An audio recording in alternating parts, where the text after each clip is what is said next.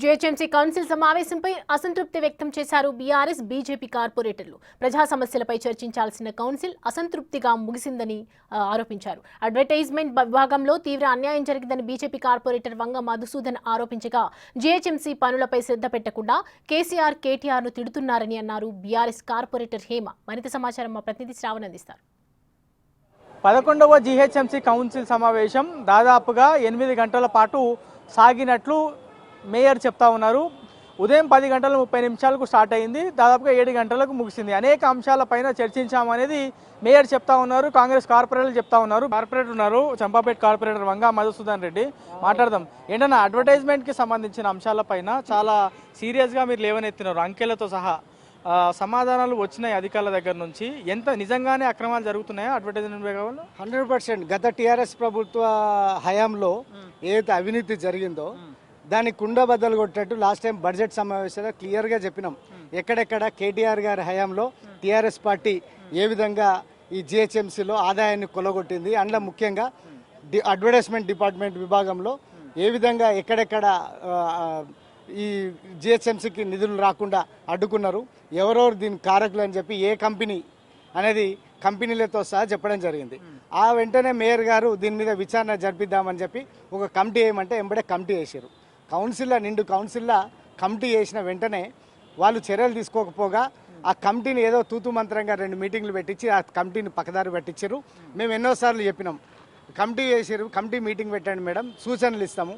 ఏదైతే 1000 కోట్ల ఆదాయం పక్కదారి పడుతున్నది దాన్ని మీరు మీ ప్రభుత్వం వచ్చిన తర్వాత మీరు పార్టీ మారారు. గత ప్రభుత్వంలో మీరే మేయరు, ఈ పార్టీ ప్రభుత్వం మళ్ళీ పార్టీ మారి మళ్ళీ ఇక్కడ మీరు మేయర్గా ఉన్నారు. మీరు దీన్ని మళ్ళీ పట్టించుకోకపోతే ఎట్లాంటి ఇప్పుడు క్వశ్చన్ వేస్తే కూడా క్వశ్చన్లో కూడా క్లియర్గా చెప్పడం జరిగింది. గతంలో ఏ విధంగా ఎక్కడెక్కడ అన్యాయం జరిగింది, ఎక్కడెక్కడ జిహెచ్ఎంసీకి నిధులు రాకుండా ఏ కంపెనీలు అడ్డుకున్నాయి, ఇప్పుడు కొత్త కంపెనీలు వచ్చినాయి. గతంలో ప్రకాష్ ఆర్ట్స్, యూనియార్ట్స్, లీడ్ స్పేస్ కాకుండా ఈ ఫుట్ ఓవర్ బ్రిడ్జ్లు నవనిర్మాణ సంస్థ అని ఉంది, యాడ్వేస్.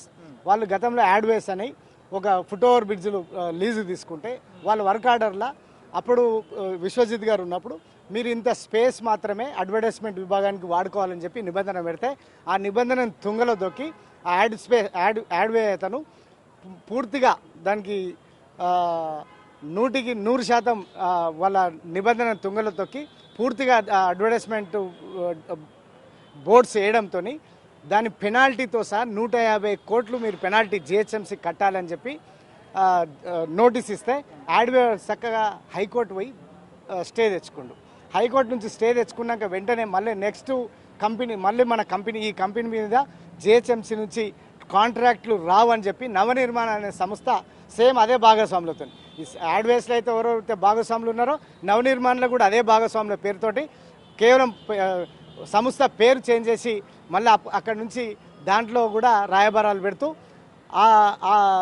నా సందర్భంగా ఫుట్ ఓవర్ బ్రిడ్జులు ఆ రోజు నుంచి ఈ రోజు వరకు ₹1 జిహెచ్ఎంసీ నుంచి ట్యాక్సులు వసూలు చేయలేకపోయింది.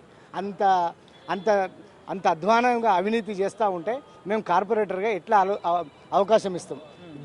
ఇదే కాకుండా ఇప్పుడు నవనిర్మాణ సంస్థకు కేబీఆర్ పార్క్ దగ్గర ఇంత అవినీతి మచ్చ ఉన్నప్పటికీ మళ్ళీ అదే సంస్థ అంటే దాని రిలేటెడ్ సంస్థ, సేమ్ భాగస్వాములు ఉన్న సంస్థ మన మల్టీ లెవెల్ పార్కింగ్ కూడా సేమ్ ఆ సంస్థకి ఇవ్వడం వల్ల ఉద్దేశం ఏముంది? ఓవరాల్గా మాత్రం కౌన్సిల్ సమావేశం దాదాపుగా 8 గంటల పాటు సాగింది. ఉదయం స్టార్ట్ అయినటువంటి కౌన్సిల్ సమావేశం దాదాపుగా 7 గంటల వరకు కొనసాగింది. కౌన్సిల్ సమావేశంలో చివరకు బీఆర్ఎస్కి సంబంధించినటువంటి చాలామంది కార్పొరేటర్లు కూడా కౌన్సిల్లో కోరం లేకపోవడంతో కౌన్సిల్ సమావేశాన్ని ముగిస్తున్నాము అనేది మేయర్ ఎజెండాని ఆమోదిస్తూ కౌన్సిల్ సమావేశాన్ని వాయిదా వేశారు. ఇది ఓవరాల్గా ఇవాళ జరిగినటువంటి కౌన్సిల్ సమావేశానికి సంబంధించిన పూర్తి